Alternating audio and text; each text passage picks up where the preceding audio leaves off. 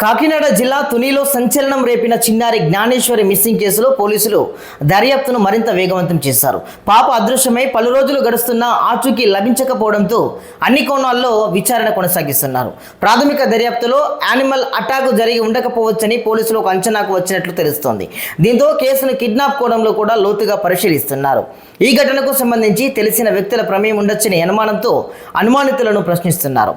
అలాగే పాప అదృశ్యమైన ప్రాంతంతో పాటు చుట్టుపక్కల గ్రామాల్లో ఉన్న సీసీ కెమెరాల ఫుటేజ్ని పోలీసులు క్షుణ్ణంగా పరిశీలించారు. అయితే ఇప్పటి వరకు పాపకు సంబంధించిన ఎలాంటి దృశ్యాలు రికార్డు కాలేదని సమాచారం అయితే ఉంది. దర్యాప్తులో భాగంగా తల్లిదండ్రులతో పాటు కుటుంబ సభ్యుల ఫోన్ కాల్ డేటాను కూడా అధికారులు విశ్లేషిస్తున్నారు. మరోవైపు బస్టాండ్లు, రైల్వే స్టేషన్లు, జనసంచారం ఎక్కువగా ఉండే ప్రాంతాల్లో ప్రత్యేక బృందాలు గాలింపు చర్యలు కొనసాగిస్తున్నాయి. పాప తండ్రి కుటుంబ నేపథ్యాన్ని కూడా పోలీసులు పరిశీలిస్తున్నారు. ఎవరితోనైనా పాత కక్షలు, వ్యక్తిగత విభేదాలు లేదా శత్రుత్వాలు ఉన్నాయా అనే అంశాలపై విచారణ సాగుతుంది. ఈ కేసులో పాపతో పాటు కనిపించకుండా పోయిన కుక్కపిల్ల కీలక ఆధారంగా మారింది. దాని కదలికల ఆధారంగా కేసును ఛేదించే అవకాశం ఉందని భావిస్తున్న అధికారులు సాంకేతిక పరిజ్ఞానాన్ని వినియోగించే దిశగా ఆలోచిస్తున్నట్లు సమాచారం. అయితే ఇప్పటికే జ్ఞానేశ్వరి ఆచూకీ తెలిపిన వారికి ₹1,00,000 నగదు బహుమతి అందజేస్తామని పోలీసులు ప్రకటించారు. పాప ఆచూకీ కోసం ప్రత్యేక బృందాలు రాత్రింబవళ్లు గాలింపు కొనసాగిస్తుండగా ఈ కేసులో త్వరలోనే కీలక పురోగతి లభించే అవకాశం ఉందని అధికారులు ఆశాభావం వ్యక్తం చేస్తున్నారు.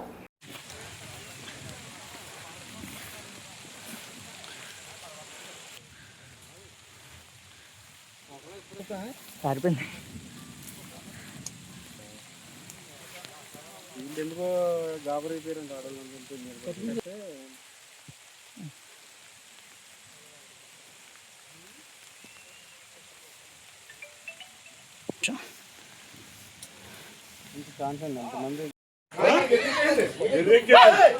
కొట్టేశారబ్బా.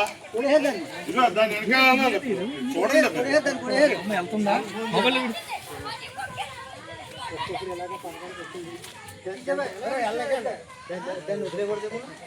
వెళ్ళిపోయిన చూడండి.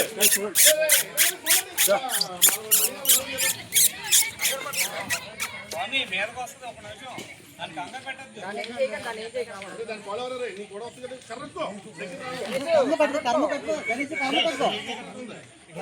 లేదు లేదు వాసన చూస్తుంది, వాసన చూస్తుంది.